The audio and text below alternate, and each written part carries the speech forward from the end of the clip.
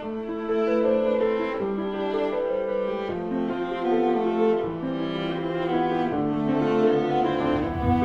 diseur de mots. Un roman écrit par Du Chingang. Lu par Romaric Hubert. Le diseur de mots. Pauvre et riche. 10 ans plus tard, Dado retourna enfin dans son village natal. Après la mort de maître Liu et celle de sa grand-mère, il revenait rarement à Liujiawan. En fait, la notion même de natif se lie aux êtres les plus chers.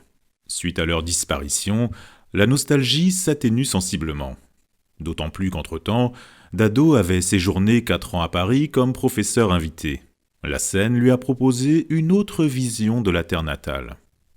Liujiawan se trouvait près d'une route départementale. Favorisée par la réforme économique, la majorité des villageois emménagèrent des deux côtés de la route en faveur des commerces. Partout s'érigèrent de nouveaux bâtiments, on introduisit l'eau courante, installa des téléphones, ouvrit des boutiques et des ateliers, réalisant ainsi le beau rêve des paysans caractérisé par les maisons à étages, l'électricité au foyer et la prise téléphonique à domicile. Mais l'ancien village se délabra dans l'amertume. À partir des années 90, de nombreuses main-d'œuvre partirent travailler en ville, 8 foyers seulement sauvegardaient l'ancienne agglomération. Ils étaient pour la plupart vieillards, femmes et enfants. Beaucoup de terres se laissèrent en friche, le grand étang fut couvert de lentilles. Les eaux commencèrent à puer, dans les ruelles jadis propres et bien arrangées, poussait partout de la mauvaise herbe. Ayant amassé une grosse fortune, tout petit fit don au village d'une énorme somme d'argent. Moyennant quoi, on avait rétabli le sanctuaire des ancêtres, construit des routes, creusé des égouts, curé l'étang, planté des pelouses et rénové les anciennes maisons en pierre. Rénovation suivie de travaux de finition à l'intérieur d'une 50aine de foyers. Liujiawan fut transformé en un foyer d'artistes tout confort. La plupart des villageois possédaient 2 logements. Ils louaient l'ancien pour gagner de l'argent. Les peintres en résidence permanente se comptaient au nombre d'une trentaine, complétés par des artistes de passage et des touristes. Situé au centre de la Chine, le foyer d'artistes devint un site pittoresque des plus célèbres. Ayant vendu 200 hectares de terre, les Liujiawanais s'enrichirent à nouveau, chaque famille reçut une grosse indemnité. À partir de 60 ans, les villageois pouvaient toucher une retraite mensuelle de 800 yuan. Cette somme permettait de vivre aisément à la campagne. On avait construit une bibliothèque et un centre de loisirs. Beaucoup de paysans ont acheté des voitures privées. À côté des transformations colossales, se conservaient des traces liées à l'enfance et à l'Antiquité. Le moulin en pierre demeurait toujours là, les pompes à eau en bois couchaient au bord de l'étang. Sur certains murs étaient gardés les slogans de la révolution culturelle. On lisait, par exemple, « À bas les propriétaires fonciers, les riches, les réactionnaires, les mauvais éléments et les droitiers. Loin de la richesse capitaliste, nous voulons rester dans la pauvreté socialiste. » Le vent et la pluie impitoyables effacèrent de nombreux caractères, accusant entre autres 2 couples de mots, Daofu, contre la richesse, et Shouqiang, subir la pauvreté. Sous le soleil rayonnant, les écritures en partie écaillées paradaient comme des témoins qui rappelaient les souffrances du passé et chantaient les exploits de la réforme et de l'ouverture. Dado logea dans le foyer d'artistes, hébergé par Batang, son ami d'enfance. Ce dernier était un des rares adultes à rester dans l'ancien village. Né la même année que Dado, il passa la quarantaine. À côté de sa maison, habitait un peintre célèbre, surnommé Zhang l'Arrogant. Ses tableaux coûtaient au minimum 50 000 yuan la toile, un chef-d'œuvre pouvait monter à 1 million. Dado projetait de passer 2 semaines dans le village, se proposa de payer son loyer. Batang changea de visage. « Tu veux m'insulter comme ça ? Une amitié de quelques dizaines d'années, sans se voir depuis 10 ans, à quel titre pourrais-je recevoir ton argent ? Pas question. C'est un grand honneur pour moi d'héberger un professeur célèbre. Je prends tout en charge. » Dado lui adressa un doux sourire. Étayé par la richesse, tu sais mieux tourner ta langue. Ok, je vis gratuitement sur ton compte. En fait, je veux écrire en solitaire. Tu me donnes la clé, tout s'arrange, je sais faire la cuisine. Ne t'occupe pas trop de moi. Si par hasard je rencontre une belle demoiselle, ça me gênera d'être fréquenté et entouré. Bon, j'obéis, mais on ne peut pas noircir du papier tout le temps. Alterne le boulot et le repos. À tes moments libres, je ferai venir quelques copains que tu connais. On taillera une bavette. Dado connaissait les savoir-vivre du village. On ne peut pas abuser de la générosité offerte par autrui. De sa valise, il sortit 2 cartouches de cigarettes, les donna à Batang, qui repoussa l'offrande en premier lieu, et la reçut sur l'insistance de Dado tout joyeux. La maison de Batang occupait une centaine de mètres carrés, avec 3 chambres et un salon équipés de toilettes, de douches, de frigos, de télé, de clim et de gaz. On pouvait se connecter à Internet. Au-devant, c'était le fameux étang du village. Derrière la maison, il y avait une petite colline couverte de bambous, plus un potager. On cueillait tout frais les légumes avant de les préparer. Batang avait pensé à tout. Le frigo était rempli de provisions et de condiments. Le lendemain, Dado balaya la tombe de sa grand-mère. Assis devant la stèle, le passé lui revint à flot. Surtout 2 détails. L'argent de poche et la viande cuite à la vapeur. Dado naquit dans une famille de mandarins. Son père était directeur d'une usine, sa mère présidente du syndicat d'une grande entreprise. Le fils aîné avait 3 frères et une sœur. La vie était relativement aisée. Comme on était nombreux et que tout fut rationné, il fallait aussi tout calculer. En comparaison à la campagne, ce fut le paradis. Lorsque Dado habitait chez sa grand-mère, ses parents lui envoyaient 10 yuans par mois. C'était une grosse somme pour les paysans. Le jour où sa mémé toucha le mandat, il eut droit à 5 mao, la moitié d'un yuan, 1 franc à peu près. Avec cet argent de poche, on pouvait acheter 8 galettes ou 16 petits pains grillés. Sublimé par la monnaie, Dado pouvait agir comme un roi. À la fin du mois, Batang, Lodai, Baiko et Amibois faisaient la ronde autour de chez le petit garçon de la ville.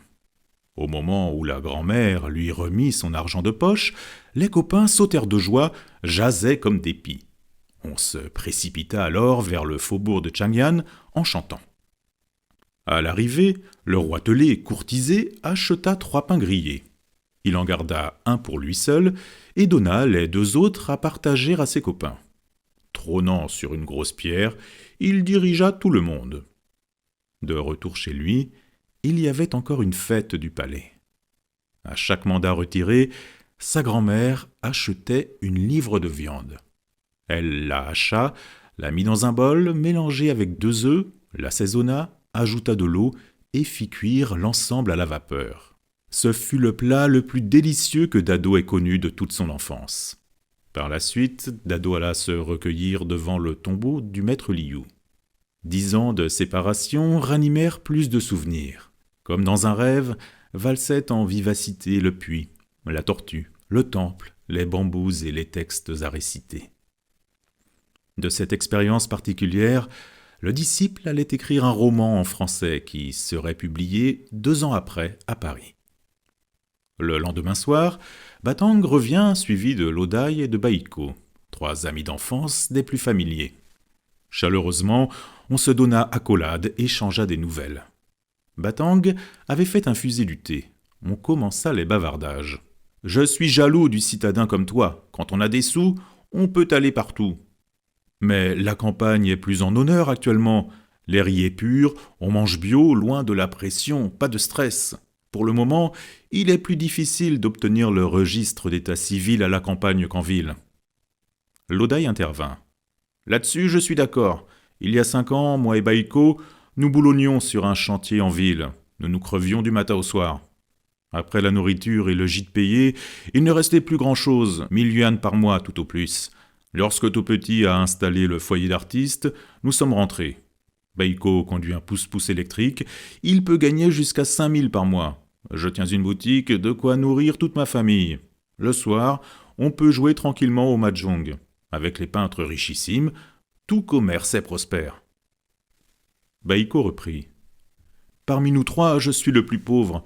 Batang a ouvert un supermarché et 2 quincailleries au faubourg. Riche comme Crésus. Il a 2 bagnoles, dont une Audi.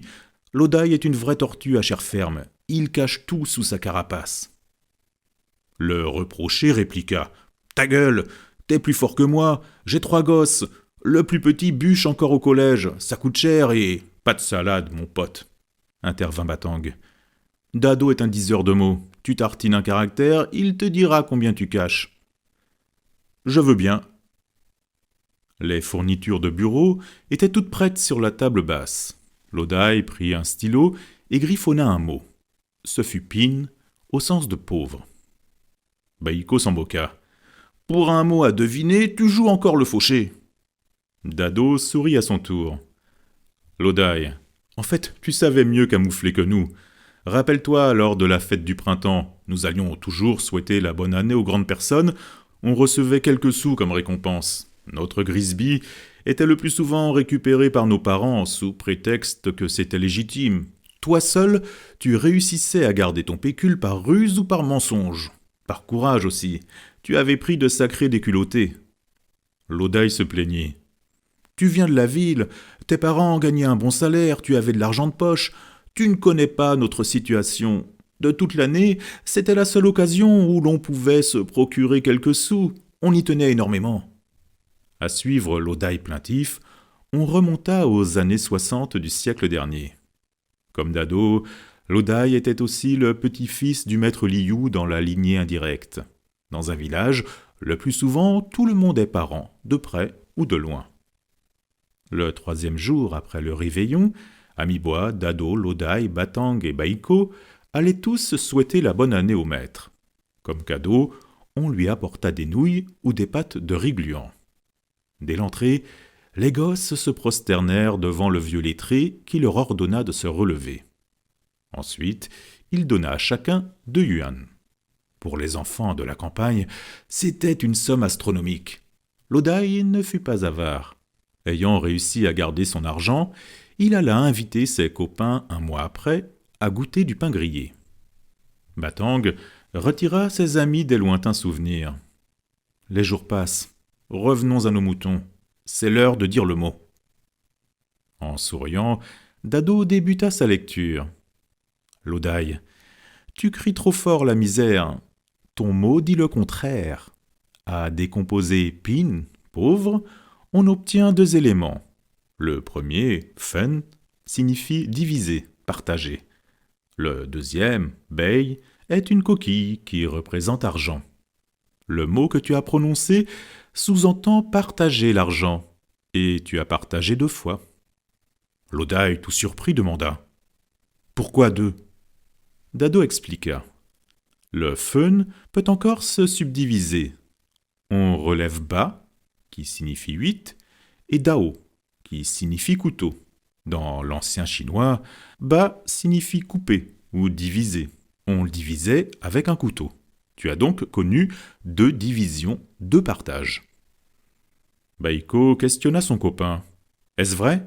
Dis la vérité. » Lodai sourit en bonhomme. « Je ne suis pas le seul à partager la somme. Le mois dernier, un gros patron a pris des terrains du village. Baïko, Batang et moi, on est tous concernés. Chacun a touché une indemnité de 500 000 yuans. »« Mais tu as partagé 2 fois. Et la deuxième ?» Au bout d'une hésitation, Lodai balbutia. « Il y a 3 jours, ma fille aînée a touché une indemnité de terrain. Elle m'a donné quelques sous, geste symbolique. Le gros est gardé par son mari. C'est son terrain. Il y a encore dispute entre mon gendre et ses frères. » Batang soupira. « Autrefois sans argent, les jours étaient pénibles. Maintenant riche, il y a de nouveaux problèmes. Pour se disputer l'indemnité, on se bat souvent en famille, entre frères et sœurs, entre parents et enfants. Pour 300 yuans, Yato, ton ancien voisin, a blessé son frère. Il a été emprisonné pendant 1 an. Delou a divorcé d'avec sa femme parce qu'elle avait glissé 800 yuans à son père à son insu. Dans le village, on joue son argent, de plus en plus gros, On peut gagner ou perdre 5000 en une nuit. Julan a bu hier du pesticide parce que son mari a perdu 3000. Nous, les 3 qui restons au village, nous avons tout fait pour la retirer de la mort. » Dado déclama. « Pauvre richesse. Malgré tout, c'est mieux d'être riche que dénué. Rien n'est parfait dans le monde. La pauvreté est la mère de tous les vices. Nous en avons beaucoup souffert pendant la révolution culturelle. Nos sages avaient bien dit, quand on s'habille chaudement et mange bien, on connaît mieux les rites. La garantie matérielle est de première importance dans le cheminement vers la civilisation. » Entre souvenirs, commentaires et plaisanteries, la conversation se poursuivait cordialement, ponctuée par des cigarettes. L'horloge sonna 11 heures du soir. On frappa à la porte. Batang alla l'ouvrir et s'exclama. « C'est toi l'arrogant ?» Immédiatement, il le présenta à Dado.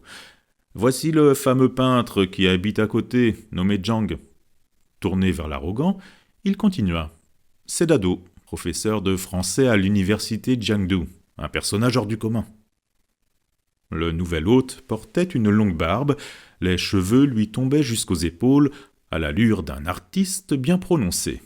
Le peintre jovial joignit les 2 mains à la hauteur de la poitrine en déclarant « Enchanté, cher ami, on me parle souvent de vous, quel honneur de vous rencontrer ici. » À sa voix sonore sans artifice, Dado reconnut un homme franc, dégagé des contraintes.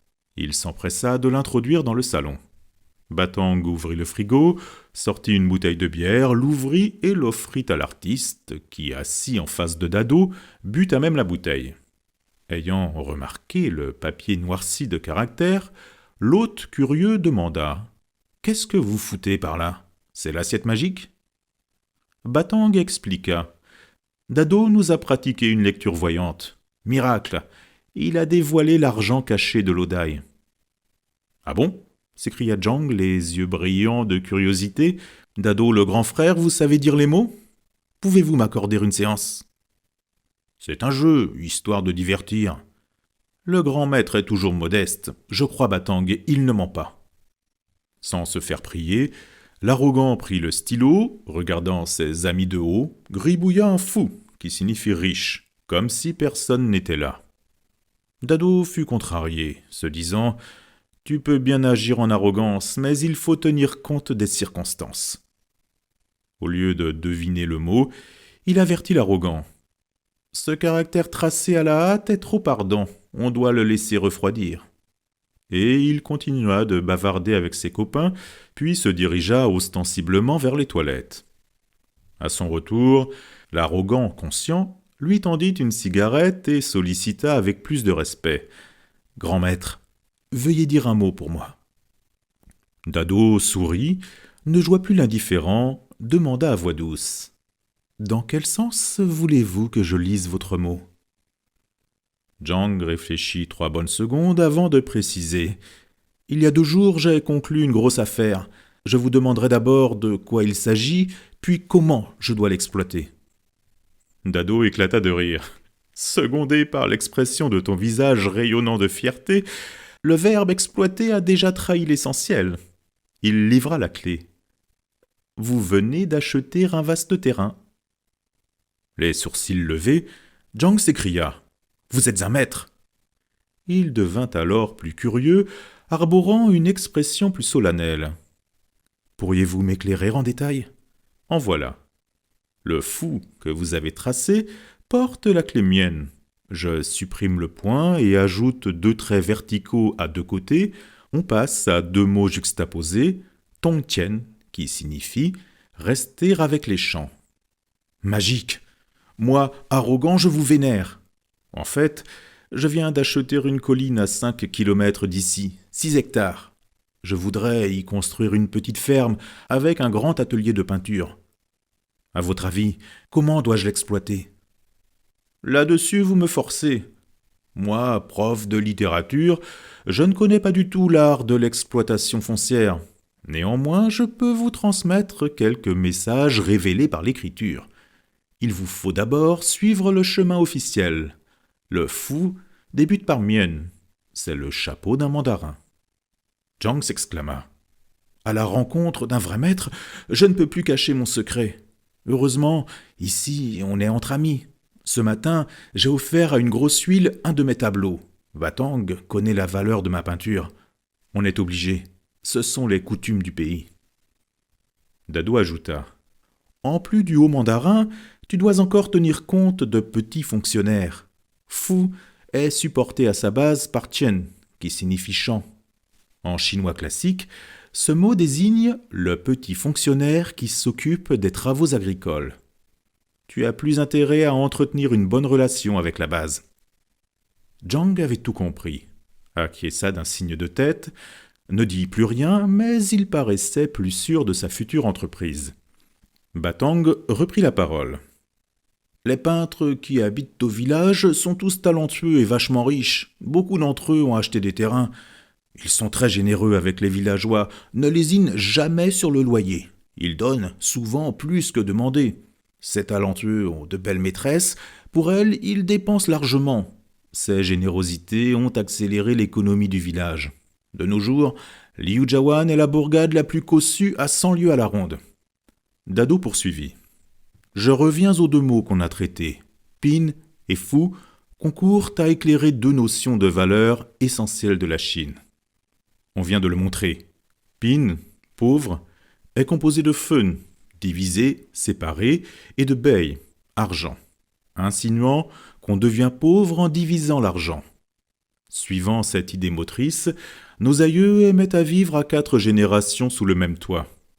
À la hauteur du pays, nous considérons par-dessus tout l'unification. C'est la valeur primordiale chinoise, au même titre que la liberté, l'égalité et la fraternité qui forment la devise de la France. Regardons ensuite Fu, riche.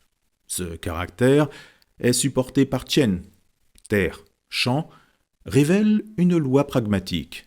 Pour être riche, il faut posséder du terrain, il faut acheter de l'immobilier. La nuit tombait au fil des paroles. Bientôt, ce fut minuit. On avait encore du travail à faire le lendemain. Les causeurs, passionnés, se séparèrent à contre-cœur. Avant de partir, Batang chuchota à Dado. « On ne te dérange plus. Je souhaite sincèrement que tu trouves une jolie femme. »